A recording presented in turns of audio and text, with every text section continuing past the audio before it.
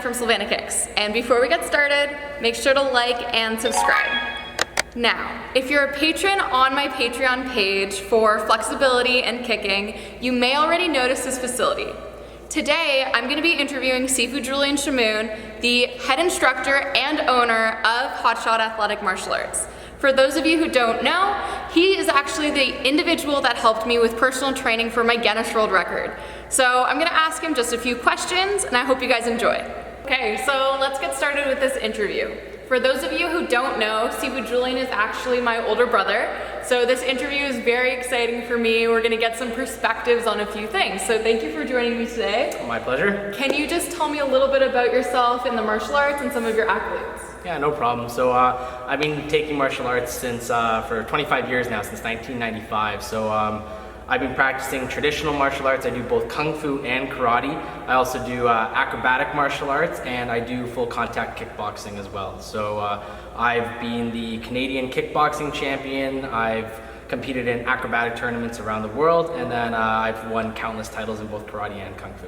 Which is an amazing accomplishment for sure. So can you just tell everyone about your martial arts journey? Has it all been ups, or have you had some downfalls and things like that? Yeah, honestly, it hasn't always been peaches and rainbows, you know? So like I've had my ups, I've had my downs, but I would say probably like one of the biggest things, the pinnacle of my my career for traditional martial arts at least, was last year at the WKC World Championships. I actually won 2 gold medals, and I won the traditional overall grand champion title at the WKC World Championships. So that was an amazing accomplishment, you know, especially coming off, if we talk about the downs as well. A lot of people know this about me, but maybe not your viewership. I've actually gone through 3 ACL reconstruction surgeries, you know, so 3.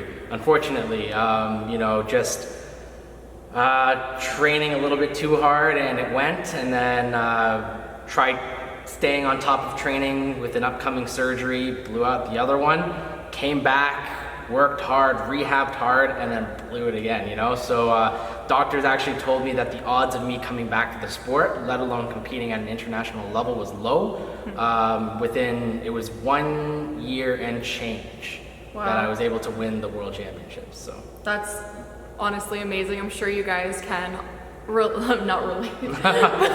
Definitely not relate. Yeah. But definitely an amazing accomplishment, Julian. Just a little side question there. Your experience with these injuries, do you find that you're able to help your students with injuries better now that you know, or you've learned from it? Oh, significantly, you know. So I actually pair it with, so I have my degree in kinesiology. I went to the University of Waterloo, and so I have my Bachelor of Science there. So the fact that, you know, like I've studied the human body, and now I've actually had the unfortunate experience of having to go through a pretty major surgery 3 times. I tell my students this, especially in acro, is that I fell on my head 1,000 times so that they don't have to fall on their head ever. Yeah. So yeah, absolutely. Okay. All right, so that's a little bit about Julian. So now I'm gonna get his perspective on new students. So if you're watching and you don't even know where to start, so say you wanna begin your martial arts journey, okay? Someone wants to begin. Where do they start with finding a place? Yeah, so that's a huge question. You know, that could be a video in and of itself. Fair enough. If I were to like just kind of cut to the chase, is you do your homework, right? Reviews are huge, but they're not everything, right? A lot of the times, if you look up on a facility on Google or on Facebook, you're gonna see they have 5-star reviews. A lot of schools have 5-star reviews, which is a great start, but usually they're getting reviews from people that have already been students with them for a long time. They're comfortable, they're like family, and that's a good thing. That gives you a perspective. The biggest thing that you can do for yourself is go and talk to the person who's gonna be working with your kids yourself.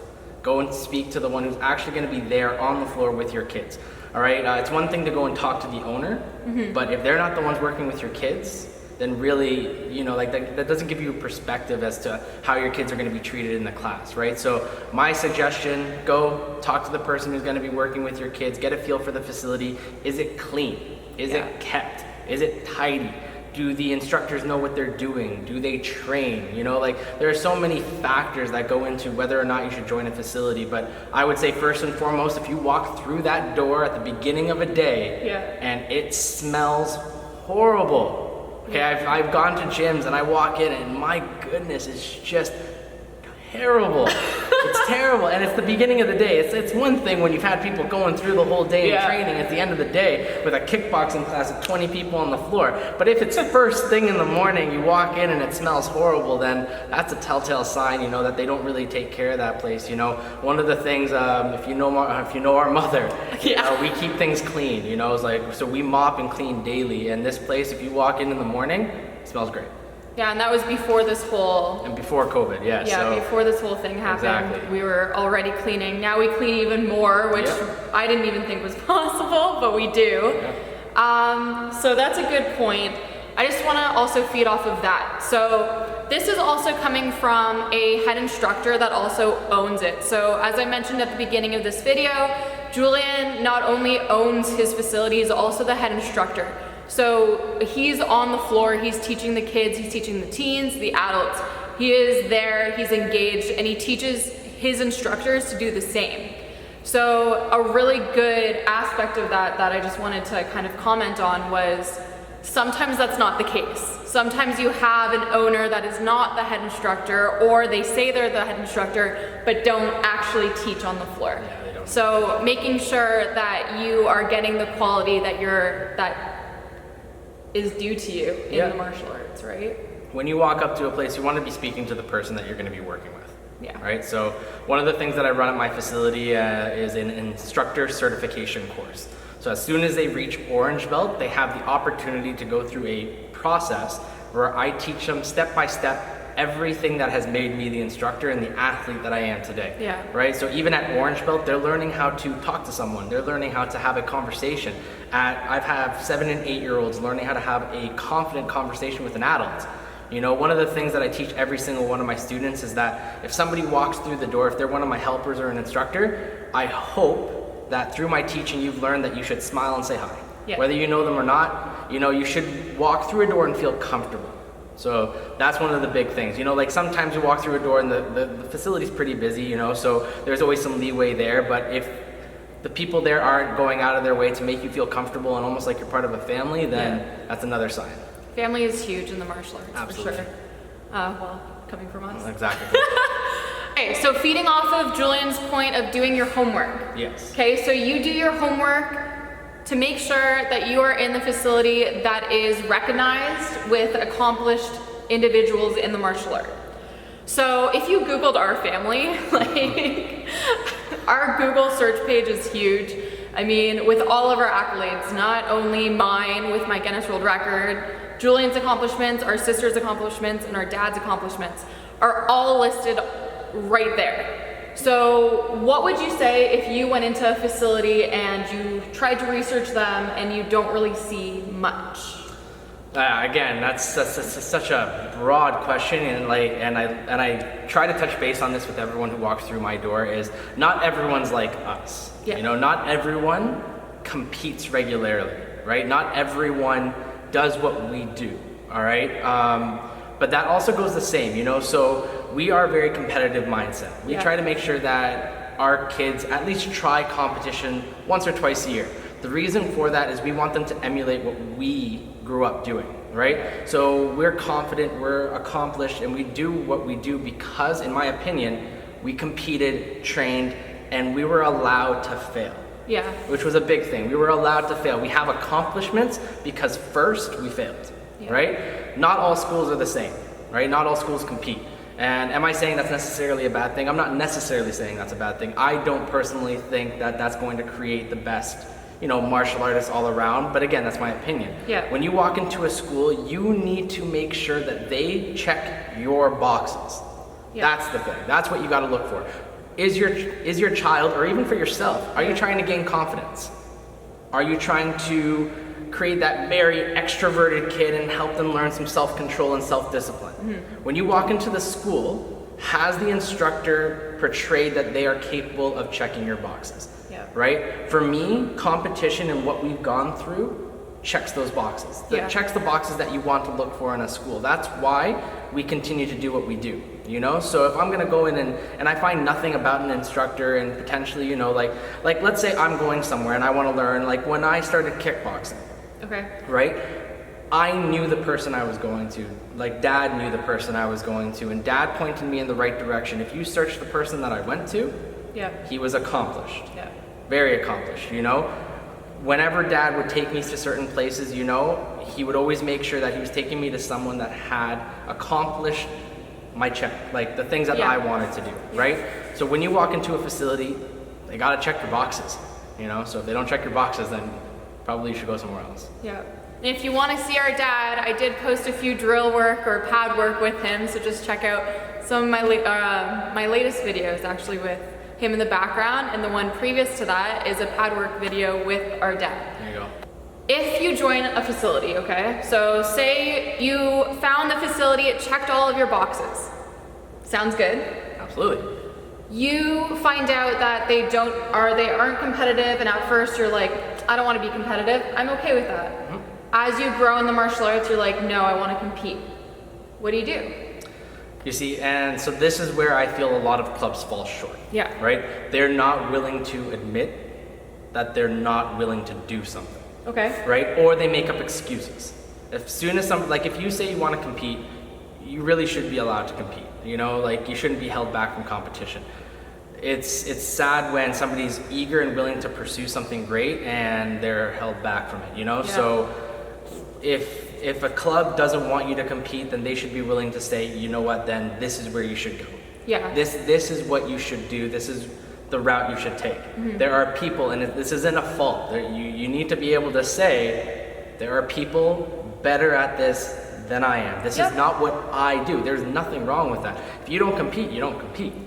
Right? That would be like myself saying like one of my students wanting to start dance, and I try to keep them in acrobatic martial arts because they're kind of simple, you know, like, and then, you know, you hold them back, right? No, it's not the same thing, right? So if somebody wants to do something, an instructor has to be willing to point them in the right direction. If your instructor isn't willing to point you in the right direction, then you need to sincerely reevaluate if you're in the right spot. And that is not it's tough, but it's doable to start again, right? To dial it back and, you know what, cut your ties, do it properly, do it well, don't burn your bridges. But if you've kind of outgrown the place that you're at and you want more, it's not a problem, right? In my opinion, you know, as long as you do it properly, then you should be able to go and find your path, right? Okay, so out of all of the things that we learn in martial arts, we learn a ton of things: discipline,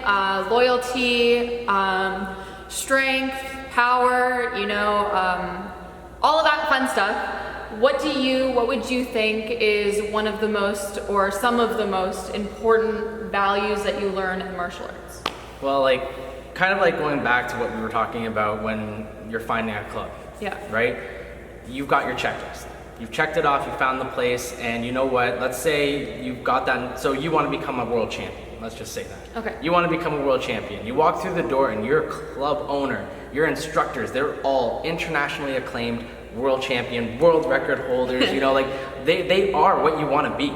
You know, great role models. They've been there, they've done that. Time tested, they're students, like it's exactly what you want. Right? Be loyal to the process. That is the thing, you know.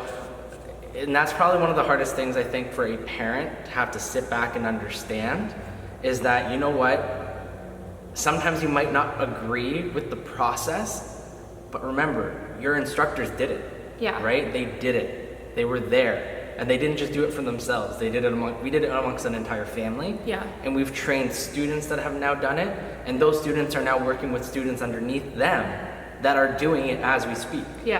It's a process. You know, and if I could say anything, that's probably the most important aspect that you need to learn in the martial art, is be loyal to the process. Be loyal to your coach.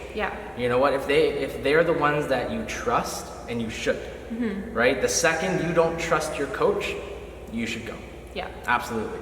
Because to be honest, and a coach should be willing to let you go. If they don't feel that trust, they should be willing to let you go. You know, I'm no stranger to that, to be perfectly honest. You know, like there are people that I have been on the outside and I felt very like I felt both ends of the spectrum. I have students right now that I firmly believe would jump in front of a train for me. Okay. You know, like they are so loyal. They trust me wholeheartedly. They'll drop off their kid for the day with me if I ask them to, you know, and just here you go, Julian, do your thing. Yep. And I've had some, you know, unfortunately, and I'm not speaking down because I understand that the parent cares. Yeah. But then they overlook everything that I do, and it slows down the process. Yeah. It slows down the process. It teaches your child to not have faith in the person that they're supposed to have faith in. Yeah. You know, and it makes it really hard. It's very taxing on both me and the student. Mm-hmm. You know, because now they don't know who to listen to. Do I listen to mom and dad? Yeah. You know, or do I listen to coach about the sport? Yeah. Right? And that's the thing, you know, like always listen to mom and dad. Always. You know, like I'm gonna say that right now. Always listen to mom and dad. If it comes down to it, it's mom and dad. Yeah. Right? It comes down to mom and dad, do you trust the coach? Yeah. Right? So if you trust your coach, you're good. Be loyal, be trustworthy, and have trust. Yeah, the loyalty will take you very far with a good coach. Yes. Yeah.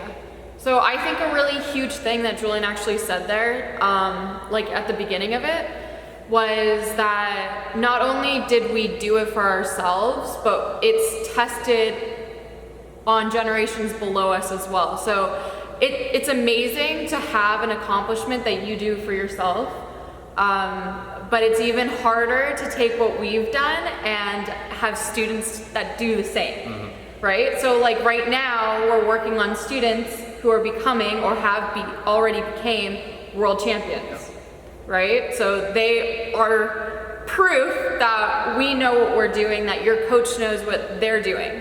So that's a really important thing as well. I think that a lot of people would kind of look that over. Next question is for the parents watching. As an instructor, what kind of advice would you give to a parent who is struggling getting their kid back in the door? So they've lost interest or motivation, and the parent really wants to keep them in martial arts. They see the benefits of it. What do they do? Yeah, it's so funny that you're actually asking me that today, because I literally just did this. What is today? Saturday? Yeah. I did this 2 days ago. For someone. So I'll tell you exactly what I did. I didn't know that. Yeah, no, so that's funny. I literally just did this, you know. I've got an amazing kid. Yeah. Like such an amazing kid. Like wholeheartedly, I believe this kid would do anything for you. Inherently, he's a little lazy. Okay. Right? Just a teeny bit. You know, I love the kid to death. But the thing is, like when he's on the floor, he tries so hard. When he's here. He tries so hard. Heart of gold. Yeah. I enjoy every moment with this kid. Even just talking to him. Yeah. Enjoy every moment. What I've appreciated from the parent, and I told them this the other day, is that you've given me every opportunity to bring your kid back when they didn't want to come back. Okay. And that's a big thing. All right? One thing that I tell parents is that don't just let them quit behind you or behind a text or behind a phone call or just not showing up anymore. Yeah. You know? Give us the opportunity, right? Let them come in and talk to us. Yeah. All right? Because you know what? At least for me, I've been there. Yeah. Right? So not a lot of people know this about me outside of my circle, but it's something I explain to every single class at white belt and yellow belt. If I had it my way, I would have quit around 12 years old. Yeah. He was done. I was done. Yeah. Done.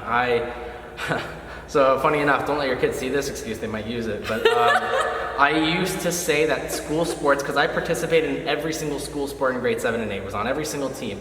I told mom and dad that the school sport would start a month early and end a month late, just to avoid going to class. Yeah, make sure your kids don't see this. Yeah, don't let them see that excuse. So essentially I'd be like, yeah, practice starts tomorrow, but really it started in a month. You know, just so that, and then I would sit down at school and wait till I knew that you guys were gone, and then I would go home, just to avoid going to class. All right. So one day, and I can remember this is grade 7, and I can remember that, like I could feel my face going white. Dad driving by the school and seeing me just sit there. And he was the lazy bum. I was just like, oh no. And he's just like, get in the car. And I was like, oh, like I can just imagine what a 12-year-old looks like, just pale white, and just, yeah, that was me. And he sent me to the club, and I was still pretty defiant. I didn't want to do class, and he just told me, he's like, sit down on the bench, watch. I think he did that to me for a month straight. I went to every class but didn't participate. He benched me. Yeah. After a month, he told me, he was like, I don't care what you do, just martial arts related and work. Yeah. That's when I found tricking, right? I was able to find acro, you know, and then from acro, I started learning how to do backflips and 540s. And you know how cool it is to learn how to backflip at 12 and 13 years old? You know, having a bunch of like-minded little, like 12 and 13-year-old kids, hyper as heck, going out to the soccer field and learning how to trick together. Super fun. And then I learned about acro weapons from Lorenza. Yeah. You know? Our sister. Yeah, and started that. And then all of a sudden, I wanted to learn acro sword. I wanted to learn acro bow. I wanted to learn acro kama. Did that. Then found fighting. And then look at this, now full circle, I love trad again. Yeah. That's my main thing at tournaments now, what a lot of people are coming to me for. I'm the world champion at the WKC for traditional. Yeah. You know, it came full circle, but if I had it my way at 12, it would have been over. This place would not exist. Yep. So give your instructor the opportunity. Dad was our instructor, he knew how to handle me. Yeah. For us, with that child, I just asked, like, why do you want to quit? And he didn't know. You know what? We're in a tough time right now. Sometimes they're going through a tough time. Sometimes they just need someone to talk to. Yeah. To understand that, you know what? I get it. Why don't you just do one a week? Maybe you're a little overworked. Let's just do one a week. And he said, you know what? I like that. So he's back. You know, and the parent even told me afterwards that they would like him back full time. Yeah. In time. I said, in time. We can probably make that happen. Yeah, so just talk to your instructor, let them have the opportunity. And if you're with the right place, the instructor will know how to deal with the student, right? That's why we get to know each student. That's a part of the martial arts. We get to know everyone, we become that family. Yes. By becoming that family, we learn how to interact with everyone. We know what, for the most part, we know what the kids need. Yes. Right? Even teens and adults, we know what they need as well. Sometimes they need just as much motivation as the kids do, right? Yep. So I know that is definitely a very, very good point, is to just give us the opportunity to talk to them. It's different. If I can put one more little, like, just to add to what you just said, like teen and adults. Yeah. I just had a friend come back. We met when we were 14 years old playing baseball. He started. He hasn't done a class in 9 years. He came back today. Wow. So he's 27. I also didn't know that. Yeah, it's funny. And I'm not making this up. I'm not making this up because of the video, I swear. Yeah. We can make him throw a comment down in the comment section to say, that's me. But after 9 years, he's come back, you know? And he always tells me, he's like, man, if I stuck to it, I'd be a black belt by now. Yep. Right? And he's currently a brown belt. He's almost there. So as long as he sticks to it, he's going to find his way back. I've never met one person who's quit martial arts before black and being like, that was a good idea. Yeah. You know? So, yeah, give us the opportunity. So that concludes our interview. Thank you again, Julian, for joining me today. You're welcome. If you liked our interview, if you liked our little Q&A, make sure to leave a comment below, and maybe you guys can pick our next topic. If you want to follow Julian on Instagram, check him out, and we'll see you next time. Q&A, make sure to leave a comment, and